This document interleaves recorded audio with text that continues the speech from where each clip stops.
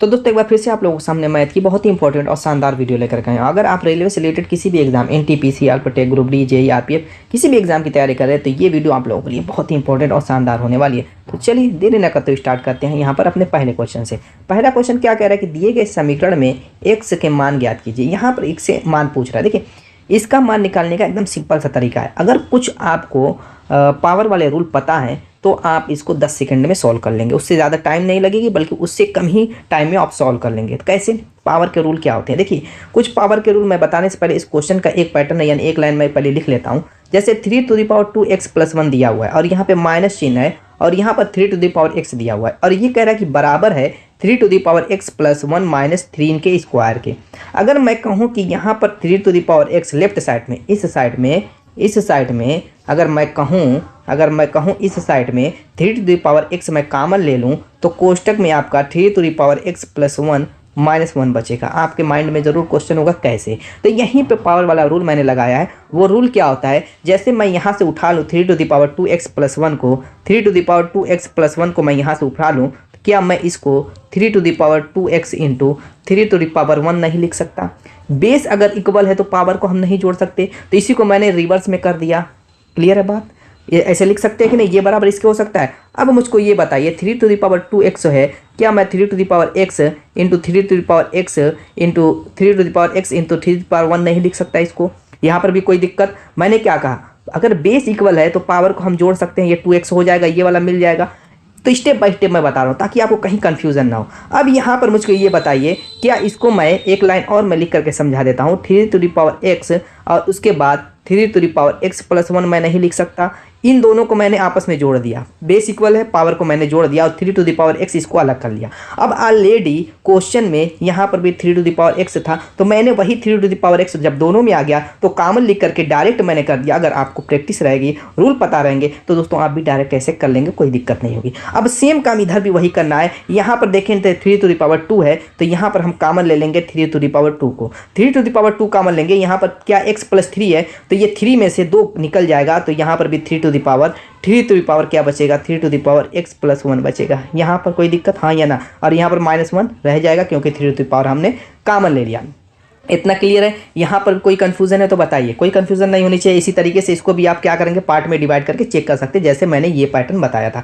अब यहाँ पर आप सोचेंगे कि इसको मैं इससे काट दूं तो आपका मामला भी सिंपल सा हो जाएगा और बेस इक्वल है, पावर को हम कंपेयर करके x = 2 ला देंगे। लेकिन दोस्तों ऑप्शन में 2 वैल्यू दी हुई है, लेकिन अगर x बराबर आपने 2 ला दिए यहाँ पे डायरेक्ट कंपेयर करके, जैसे मान लीजिए इसको काट दिया और 3⁻x = 3⁻2 ला दिया। अब यहाँ पर बेस इक्वल है तो पावर कंपेयर कर देंगे, x = 2 आएगा तो ठीक है, सही बात है। लेकिन यहाँ पर 2 वैल्यू दी है तो उस हिसाब से हमें काम करना है। लेकिन इससे भी आपका ऑप्शन में दिख रहा है, आंसर मिल जाएगा क्योंकि 2 सिर्फ ऑप्शन सी में दिख रहा है और किसी में नहीं दिख रहा है। इतना काम भी कर लेंगे तो आपका काम बन जाएगा। लेकिन दोनों मान निकालना, हो सकता है कि ऐसी कंडीशन ना बन पाए, हो सकता है कि हो सकता है कि 2 किसी और में दे दे तो वहाँ पे फंस जाएंगे। तो दोनों तरीका आपको जानना पड़ेगा। जब भी ऐसे 2 मान दिए रहे तो आपको क्या करना है, इसको भी पक्षांतर करके इस साइड लाना है। जब इस साइड पक्षांतर लगेंगे 3⁻x - 1 3⁻x - 1 दोनों में क्या हो जाएगा, कॉमन है तो हम क्या करेंगे दोस्तों, दोनों में है तो हम कॉमन ले लेंगे तो इसमें का 3⁻x सिर्फ बचेगा और यहाँ पर दोस्तों ये माइनस इधर आएगा तो यहाँ पे प्लस था तो माइनस में हो जाएगा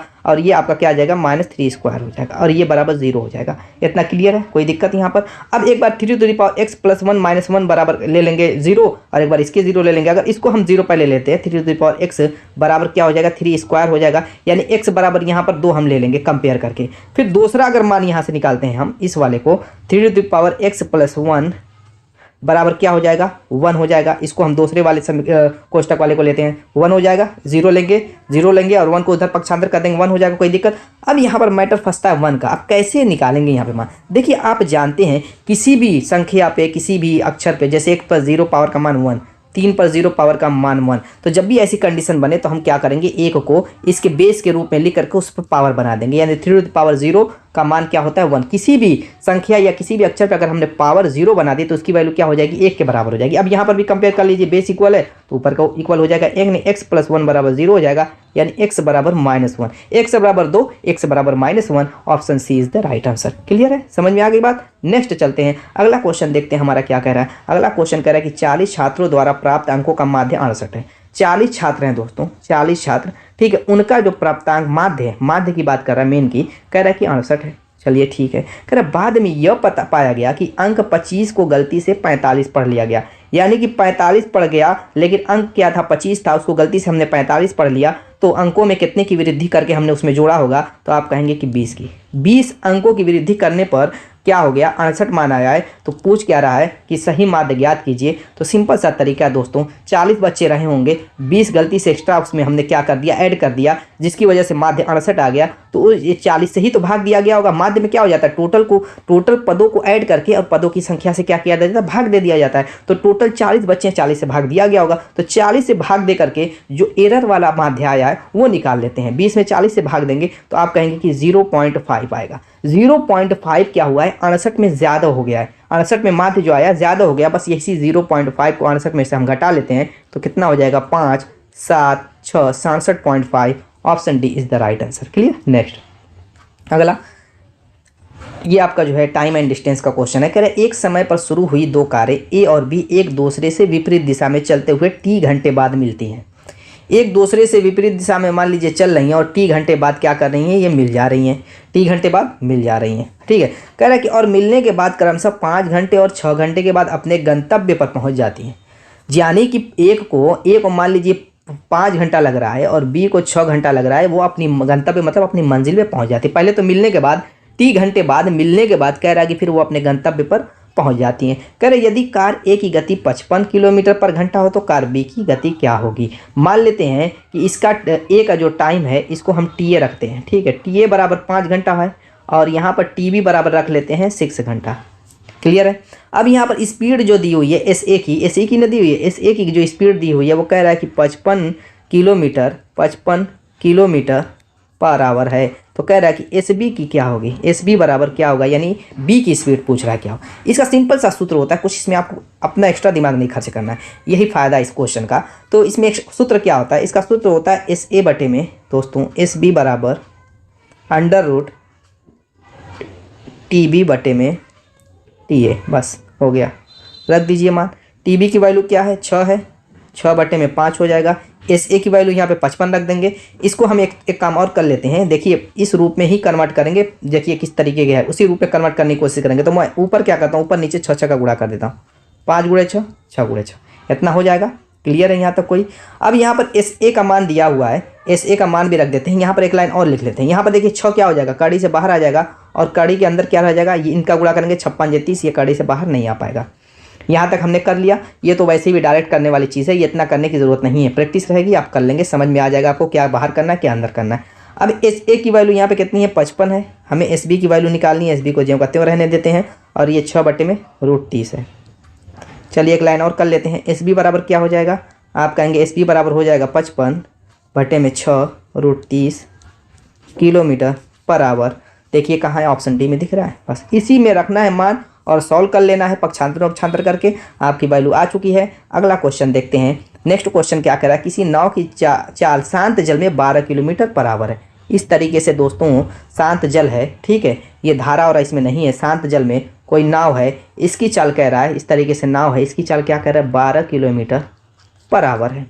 आगे कह रहा है यदि नाव जल की धारा की विपरीत दिशा में, विपरीत जैसे मान लीजिए कि अगर धारा इधर बह रही है तो ये इस दिशा में, इस दिशा की बात कर रहा है, धारा की विपरीत दिशा में 38 किलोमीटर की दूरी, क्या कह रहा है कि डिस्टेंस अगर 38 किलोमीटर की है तो किलोमीटर की दूरी 4 घंटा में तय करती है।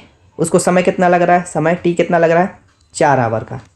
तो कह रहा है तो धारा की चाल किलोमीटर में क्या होगी, धारा की चाल पूछ रहा है। देखिए धारा की विपरीत दिशा में अगर हम चाल निकाल लें विपरीत दिशा में और शांत जल में जो चाल है उसको घटा दे तो धारा की चाल निकल जाएगी। बस कुछ है ही नहीं इस क्वेश्चन में। यानी कि जो आपकी धारा की विपरीत दिशा में चाल है वो पहले निकाल लेते हैं। धारा की विपरीत दिशा में चाल क्या हो जाएगी, आप कहेंगे 38 बटे में 4 हो जाएगी। स्पीड क्या हो जाएगी, देखिए डिस्टेंस दिया हुआ, टाइम दिया हुआ है तो डिस्टेंस अपॉन टाइम, ये आपकी क्या है, धारा के विपरीत दिशा में इसकी चाल निकल गई। और शांत जल में जो चाल दिया हुआ है वो कितना दिया हुआ है, 12 दिया हुआ है। तो शांत जल की चाल में से धारा की विपरीत दिशा की चाल निकाल लें तो हमें धारा की चाल मिल जाएगी। तो 12 चौको 48, एलसीएम लेगा 48 में से 38 घटेगा 10, 10 बटे में 4 दशमलव में दिया हुआ है तो 4 दूना के 8, 4 5 20, कितना हो गया दोस्तों 2.5। ऑप्शन देखिए B is the right answer. Next अगला क्या कह रहा है, ये दोस्तों हीरोन का सूत्र आपने कक्षा 10 में पढ़ा होगा, बस उसी पे इसको सॉल्व कर देना और कुछ है नहीं। कह रहा है एक त्रिभुज की भुजाओं की लंबाई 5, 7, 10 सेंटीमीटर त्रिभुज का क्षेत्रफल ज्ञात कीजिए। तो यहाँ पर पहले आप परिमाप निकाल लीजिए। इस बराबर क्या होता है, ए प्लस बी प्लस सी। त्रिभुज की भुजाओं का जो है 5 7 10 है, तो जोड़ लीजिए 7 5 12 12 10 22। 22 बटे में क्या हो जाएगा आपका 2 हो जाएगा, यानी 11। कितना आ गया परिमाप 11 सेंटीमीटर। ठीक है, और आपका त्रिभुज का क्षेत्रफल क्या हो जाएगा, under root S into S minus A into S minus B into S minus C. ठीक है, चलिए रख दीजिए मान। एस की वैल्यू आपकी कितनी आई है, 11 आई है, गुड़े एस माइनस ए कितना हो जाएगा, 11 में से 5 घटाएंगे 6 आएगा, 11 में से दोस्तों 7 घटाएंगे 7 4 11 हो जाएगा, और 11 में से 10 घटाएंगे तो 1 आएगा। अभी देखिए जो निकल रहा है उसको निकाल लीजिए, 4 निकल जाएगा और 11 छक्का 66 रह जाएगा, यानी 2 अंडर रूट 66। ये आपका आंसर हो जाएगा, option B is the right answer. ठीक है, सेंटीमीटर स्क्वायर में था, समझ में आया। ज़्यादातर इस वीडियो में दोस्तों, इस क्लास में ज़्यादातर क्वेश्चन आपके देख रहे होंगे सूत्र से ही सॉल्व हो रहे हैं। क्लियर है। नेक्स्ट अगला क्या करें, त्रिभुज ए बी सी का क्षेत्रफल ज्ञात कीजिए। इसमें क्या है, ये आपका व्यास है। ठीक है, व्यास से ये आपकी एक जो है रेखा यहाँ पर गई है, और ये देखिए जब भी व्यास के किसी बिंदु से, देखिए 2 बिंदु से परिधि पे अगर हम परिधि के शीर्ष पर इस तरीके से डालते तो ये एक समकोण बनाएगी। ये दोनों रेखाएं आपस में क्या बनाएंगी, ये समकोण यानी 90 डिग्री का कोण बनाएंगे। तो ये समकोण त्रिभुज है। समकोण त्रिभुज का क्षेत्रफल निकालने का सूत्र किसको पता है, LKG UKG के बच्चों को भी पता होगा। आपको पता है कि नहीं पता है, तो चलिए फटाफट कर लीजिए, कुछ है ही नहीं इस क्वेश्चन में। तो आप जानते हैं क्या होता है क्षेत्रफल, 1/2 गुणे आधार गुणे लंब। बस रख दीजिए मान। साइन थीटा होता है, साइन 90 का मान 1 होता है, तो गुणे में रहेगा 1, कोई मतलब ही नहीं है, तो सिर्फ 1/2 आधार गुणे लंब ही लिखिए। 1 का गुणा करेंगे कोई फर्क ही नहीं पड़ेगा। तो चलिए मान रख दीजिए 1/2। आधार यहाँ पर क्या करेगा, 16 का काम करेगा, और लंब 20 का काम करेगा। 8 से काटेंगे, 8 दूना 16, 160 सेंटीमीटर का स्क्वायर आ जाएगा। Option B is the right answer. ये तो सिर्फ आप देख करके ही सॉल्व कर सकते थे, कुछ था ही नहीं। इसका इसमें गुणा करते, उसका आधा कर देते, आ जाता मान। ठीक है, कोई दिक्कत यहाँ पे परेशानी कोई हुई दोस्तों। चलिए अगला देखते हैं। नेक्स्ट क्वेश्चन कह रहा है, शंकु x का वक्र पृष्ठ शंकु y के वक्र पृष्ठ के 5 गुना है। शंकु x का वक्र पृष्ठ, मान लेते हैं शंकु x की जो त्रिज्या है वो r1 है। ठीक है, और शंकु y की जो त्रिज्या है उसको हम मान लेते हैं कि r2 है। तो कह रहा है कि शंकु x का जो वक्र पृष्ठ है, वक्र पृष्ठ का सूत्र क्या होता है, पाई आर एल होता है। तो यहाँ पर जो है शंकु x का वक्र पृष्ठ त्रिज्या तो r1 मानते हैं, तिर्यक ऊंचाई भी l1 मान लेते हैं। ठीक है, तो ये शंकु x का वक्र पृष्ठ हो गया, और ये वाला जो हो गया वो शंकु y का वक्र पृष्ठ हो गया, पाई r2 इंटू L2। अब ये क्या कह रहा है कि शंकु x का वक्र पृष्ठ शंकु y के वक्र पृष्ठ का 5 गुना है, यानी कि ये x का जो वक्र पृष्ठ है y के वक्र पृष्ठ का क्या हो गया, 5 गुना हो गया। 5 का हमने गुणा कर दिया। अब यहाँ से जो कट रहा है उसको काट दीजिए, पाई से पाई कट जाएगा। आगे क्या कह रहा है, शंकु y की तिर्यक ऊंचाई शंकु x की तिर्यक ऊंचाई की 5 गुनी है। ये भी कह रहा है कि शंकु y की जो तिर्यक ऊंचाई है, किसकी, शंकु y की, यानी L2। शंकु y की तिर्यक ऊंचाई L2 हमने मांगनी है, वो कितने किसके बराबर है, शंकु x की तिर्यक ऊंचाई के 5 गुनी है, यानी कि 5L1 के बराबर है। अब क्या कीजिए, या तो L2 का मान 5L1 रख दीजिए, या L1 का मान L2/5 रख दीजिए। तो L2 का मान ही 5L1 रख देते हैं। तो यहाँ पर आपका क्या हो जाएगा, यहाँ पर हो जाएगा आपका R1 इंटू L1 बराबर क्या हो जाएगा, 5R2 इंटू क्या हो जाएगा, ये 5L1। तो 5 का 5 में गुणा हो जाएगा, 25 R2 इंटू L1 हो जाएगा। अब इसको काट लीजिए, यानी कि R1/R2 बराबर क्या हो जाएगा, 25। 25 न लिख करके 25/1 लिख दीजिए, क्योंकि अभी इसको समझ में आएगा, क्योंकि देखिए सभी का सभी संबंध में ऑप्शन दिया हुआ है, इसीलिए मैंने ऐसा किया। आगे क्वेश्चन क्या कर रहा है कि शंकु x और शंकु y के आधार के क्षेत्रफल का अनुपात क्या होगा।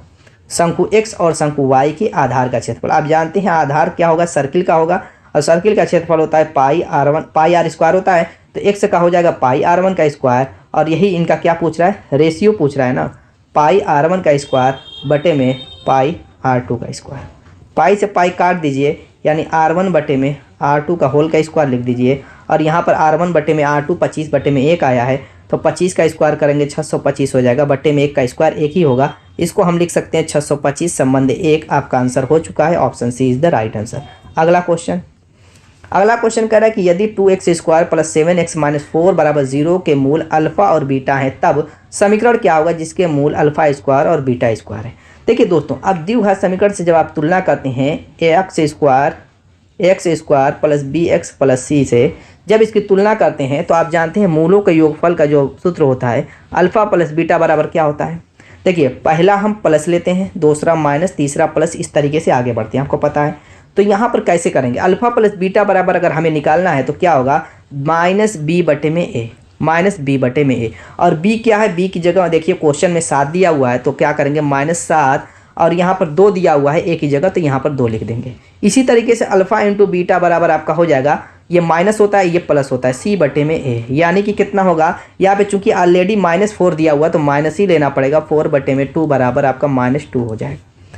ठीक है, अब यहाँ पर पूछ रहा है कि वो समीकरण ज्ञात कीजिए जिनके मूल क्या हो, अल्फा स्क्वायर और बीटा स्क्वायर हो।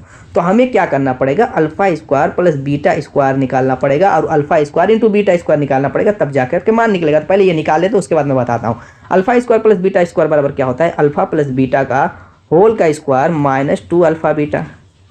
ठीक है, अल्फा प्लस बीटा -7 बटे में 2 है, उसका होल का स्क्वायर करेंगे 49 बटे में 4 हो जाएगा। और ये माइनस है और ऑलरेडी -2 दिया हुआ है तो -2 और -2 मिल करके +4 हो जाएगा। और इसका जब जोड़ लेंगे तो 4 चौको 16, 16 और 49 कितना हो जाएगा, 65 बटे में आपका 4 हो जाएगा। अब अल्फा इंटू बीटा का भी होल का स्क्वायर कर लेते हैं, तो अल्फा इंटू बीटा का होल का स्क्वायर बराबर क्या हो जाएगा आपका, -2 का होल का स्क्वायर करेंगे तो 4 हो जाएगा।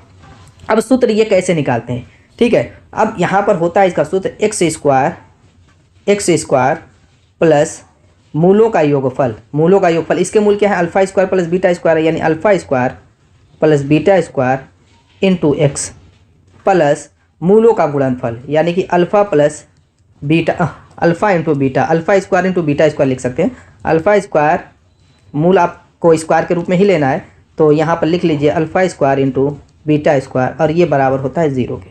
बस ये सिंपल सा सूत्र होगा, मूलों का योगफल मूलों का गुणनफल बराबर एक्स स्क्वायर प्लस मूलों का योगफल इंटू एक्स प्लस मूलों का गुणनफल बराबर 0।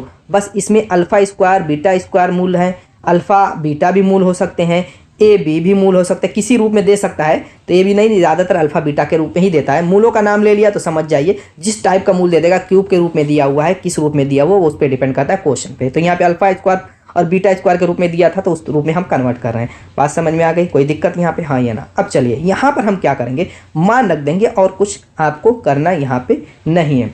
एक चीज़ आप मिस्टेक कर रहे हैं, आप सोचेंगे कि वो क्या मिस्टेक है।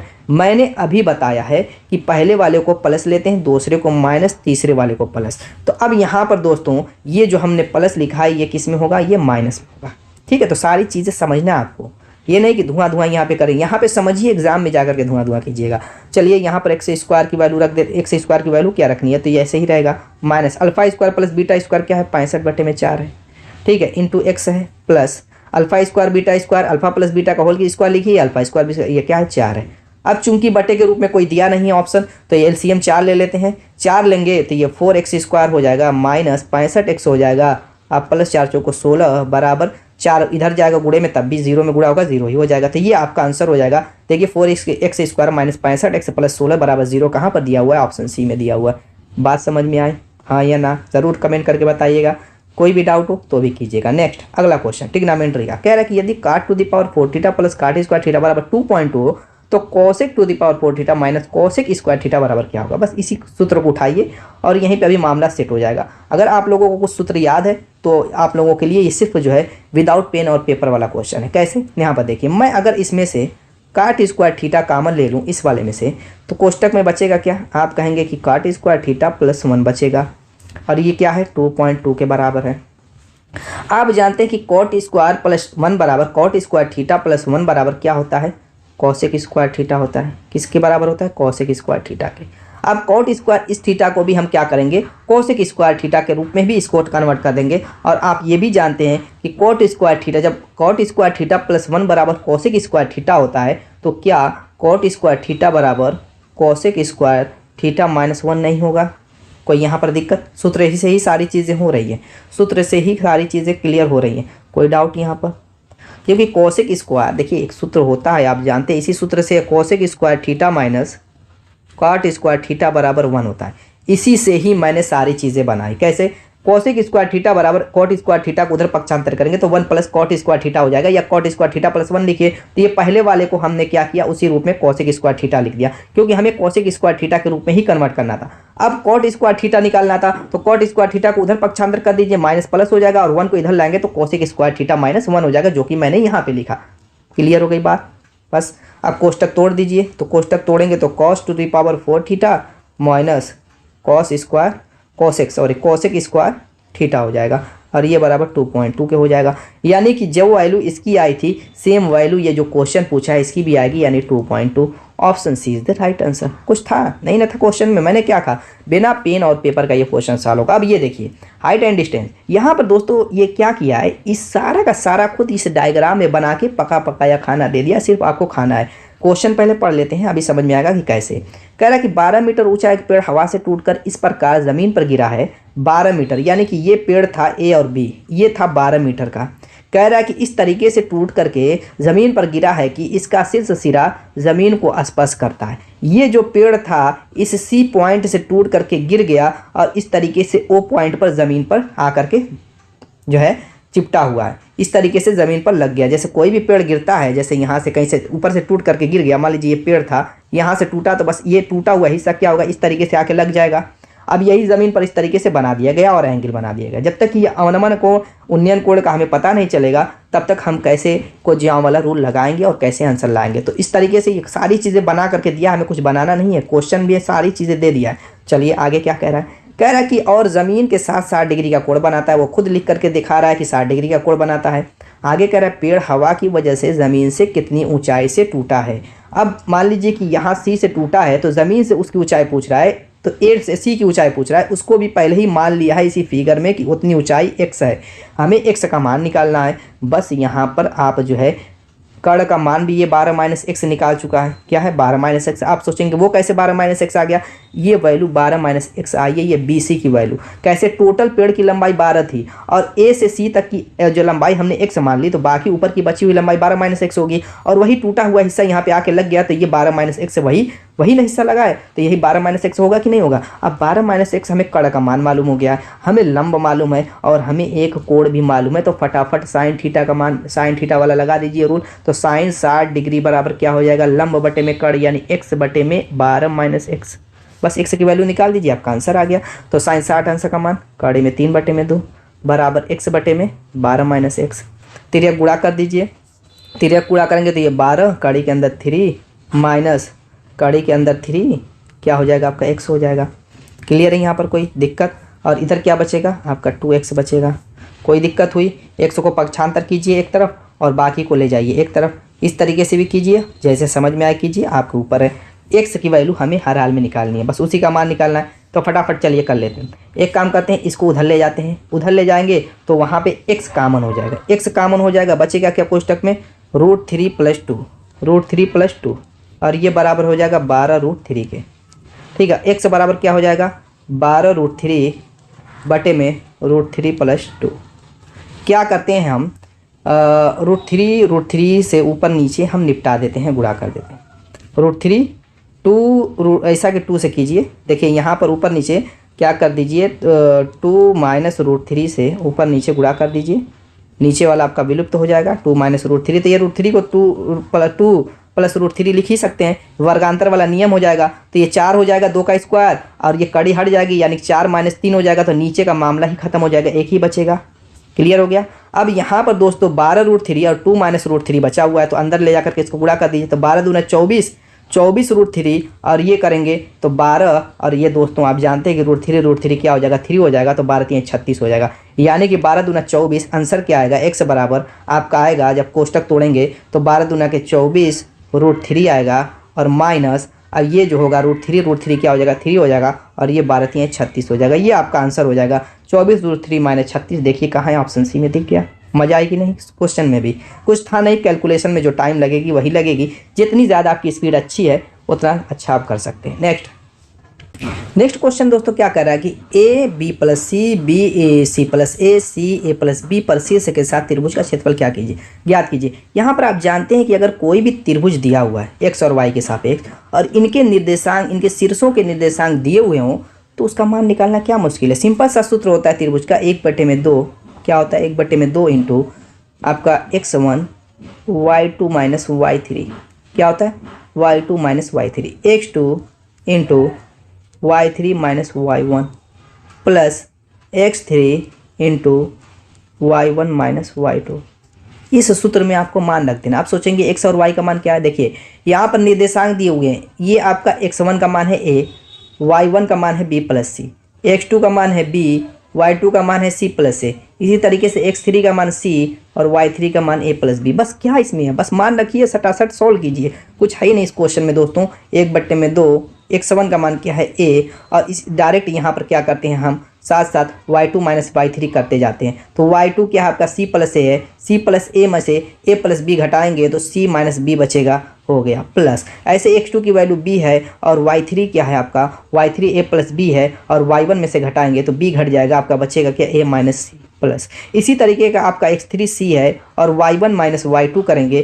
तो आपका b प्लस c में से c प्लस a घटेगा तो b माइनस c घट जाएगा, b माइनस a बचेगा। अब गुणा कर लीजिए, गुणा करेंगे 1/2 ac minus ab plus ba minus bc plus cb minus ca। अब यहाँ पर देखिए AC यहाँ पर दिया हुआ है और CA यहाँ पर दिया हुआ है, यानी ये भी AC कन्वर्ट कर सकते, लिख सकते, कोई दिक्कत, प्लस माइनस खत्म। AB यहाँ है, BA यहाँ पर, ये भी AB हो गया, प्लस माइनस खत्म। BC यहाँ पर माइनस CB यानी BC ये भी हो जाएगा पढ़े, यानी कटेगा, बचेगा क्या अंदर, गुणे 0 बराबर 0। Option B is the right answer. चलते हैं अपने अगले क्वेश्चन की, क्वेश्चन देखते हैं। अगला क्वेश्चन बहुत ही आसान है, देखने में जितना भी इस तरीके का क्वेश्चन होता है दोस्तों, आप समझिए वो कुछ भी नहीं है, कुछ भी नहीं होता, बस डायग्राम देख करके, दिखा करके आपको डराने की कोशिश करता है एग्जामिनर, और कुछ नहीं है। देखिए भी कैसे ये सॉल्व होता है सेकंडों में। क्या कह रहा है, निम्नलिखित ग्राफ वर्ष 2016 और 2017 में 5 अलग अलग दुकानों S1 S2 S3 S4 S5 में हुई हार्ड ड्राइव की बिक्री 1000 में, सेल इन 1000 नंबर में। वर्ष 2016 में सभी दुकानों की कुल बिक्री और वर्ष 2017 में सभी दुकानों की कुल बिक्री का अनुपात ज्ञात कीजिए। देखिए कह रहा है कि 5 दुकान थी, S1 S2 S3 S4 S5, ठीक है। इन पाँचों दुकानों में हार्ड ड्राइव बिकी हुई है। हार्ड ड्राइव 2016 में जो ये चार्ट दिखा रहा है, देखिए 2016 यहाँ पर लिखा हुआ, तो ये बिंदीदार वाला दिया हुआ, यानी ये 2016 वाला है, ये दुकानदार की बिक्री ये 2016 वाली है, और ये दूसरा जो डार्क दिया हुआ है 2017 दिया हुआ है, ये 2017 वाली बिक्री है। कह रहा है कि 2016 और सभी दुकानों कुल बिक्री का वर्ष 2017 में सभी दुकानों कुल बिक्री का अनुपात ज्ञात कीजिए। बस जोड़ लीजिए, पहले 2016 वाले का जोड़ते हैं, जैसे 45 और 58 और 62 और 40 और 55 को जोड़े थे, तो 5 2 7 7 8 7 15 15 5 20 को 0 2 4 2 6 6 5 11 11 6 17 17 और 4 21 21 5 26 कितना हो गया, 260। ये 2016 वाला, इसका अनुपात पूछ रहा है किससे, 2017 वाली बिक्री से, तो 0 ये हो गया 6 6 10 को 0, और फिर क्या बचा हुआ है दोस्तों, 8 8 6 14 14 8 22 22 7 29 29 और दोस्तों आपका कितना हो जाएगा, 37। अब ये कटा हुआ यानी कि 26 संबंधित 37, ये आपका आंसर हो गया। क्या लगा टाइम बताइए, कुछ भी नहीं लगाना, option D is the right answer. तो दोस्तों उम्मीद है कि वीडियो पसंद आएगी, मिलेंगे इसे शानदार और धमाकेदार ट्रिकों के साथ और अच्छे अच्छे कंसेप्टों के साथ और प्यारे प्यारे क्वेश्चनों के साथ अपने नेक्स्ट वीडियो में। तब तक के लिए बाय बाय।